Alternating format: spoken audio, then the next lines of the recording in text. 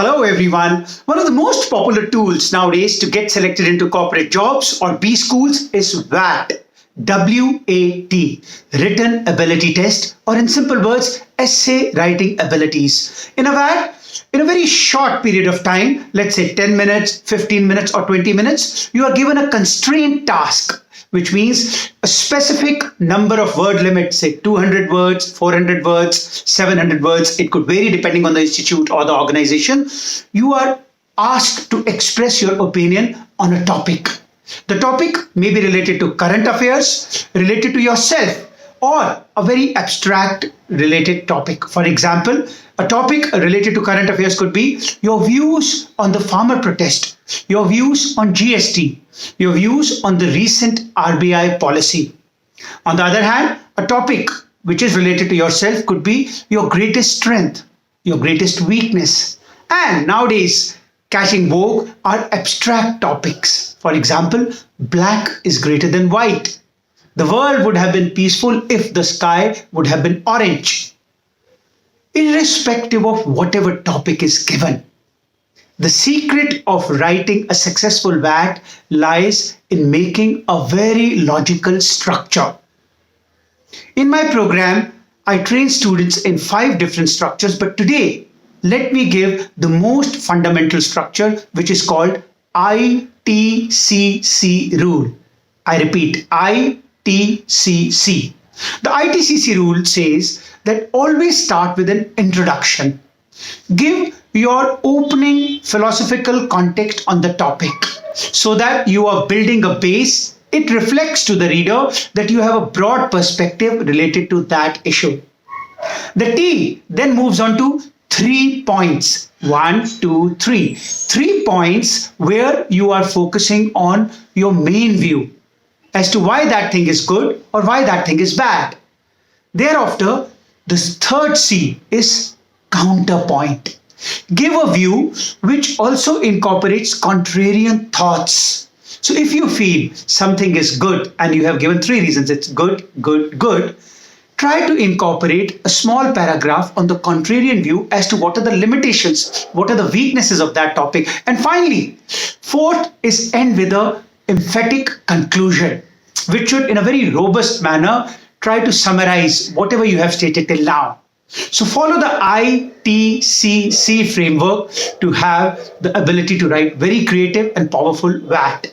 Let me demonstrate one simple example. Were you to be asked, please give us your views on NDA government. And how do you answer such a question? Now, you may go that NDA government is good, good, good, or bad, bad, bad. You could be selected in either situation, provided you are writing it in a very creative manner. So let us give you this demo. Now, in the first situation, suppose you fundamentally feel that NDA government is very good. How do you approach this WAT? How do you write your introduction? So you give a philosophical context by saying, of the various governments which have managed our nation ever since the last 7 decades of our freedom, we can say with a great degree of confidence that the progress which the nation has made in the last 7 to 8 years of NDA government has been of an entirely elevated category. Thereafter, you build a context and say, there are 3 important reasons why I feel so. Firstly, NDA government has been a very decisive government. Be it several cases which had been biting dust or which had been facing policy logjam cases, such as, say, the Ram Mandir issue or Article 377 or Article 370, the NDA government has taken very decisive, sustainable, long-term solutions for these issues. The second reason I say so is the government has been very courageous to put national interest first. Be it the landmark face-off against China at Doklam or the tactical surgical strikes against Pakistan, the Modi government has demonstrated great courage to take up our enemies and take these tasks, catch the bull by the horn. The third reason why I say so is the visionary move towards Make in India and the conscious effort to build a global appeal for our country. the newfound global image of India as a potential superpower can be very heavily credited to this effort to build a global image for our nation by the NDA government. There is no gainsaying the fact that there is a lot of progress still to be done to do amelioration of the deprived lower class or the weaker section, and there have been unrest which are unpopular in various weaker sections such as farmers or traders. However, I sincerely believe that in times to come, the government will continue to focus and do a better job. So I sincerely believe that in India's journey to become a superpower, the policies which have been followed by NDA government should continue to do a great job of taking India to great heights. Now this is where we said that the government is good. Focus on the ITCC framework. We gave an intro, then we moved on to 3 points. Decisive government, a government which is focusing on courage, and a government which is focusing on global image building. Then we gave the counterpoint that there are areas of social unrest, certain amount of economic disparity, and finally we ended with a conclusion which was in the synchronizing flow of what we had written. So follow this ITCC framework to write powerful WAT in your examination. However, before I end, let us take the contrarian example.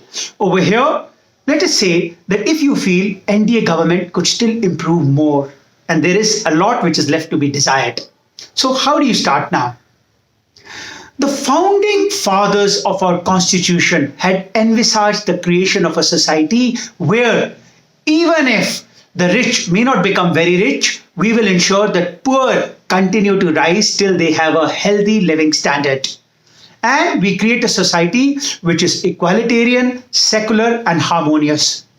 It is with a certain degree of lament that I have to submit that the last few years of NDA government have been not exactly in compliance with these broad founding principles. There are 3 reasons why I feel NDA government has to work more to improve. And the first one of them is religious sectarian forces. While it's hard to pinpoint the real accountability, however, in recent times, there have been reports of more notorious instances of religiously divisive forces. The second area of concern is income inequality. The rich continue to get richer and the poor continue to get poorer or are at a state of stagnation. The government needs to do more so that there is greater equality and everybody reaches to a life of prosperity. The third area of concern is that the decision making is probably controlled with a central power force, which towards being a great democracy can sometimes be deleterious.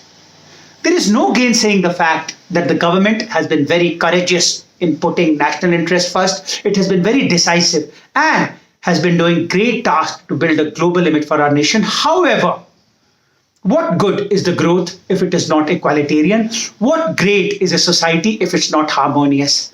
I sincerely believe that the government has the potential and the ability, provided it walks the talk when it comes to creating a secular, harmonious, and developing prosperous society. So I sincerely believe that if Modi government reprioritizes its focus, it will definitely do a great job in making India a superpower. So these were 2 demonstrations of how you can use the technique of I.T.C.C. to write a beautiful WAT. Here's Gagan Singh signing off for the day. May the power of winning at persona ever be with you. Thank you.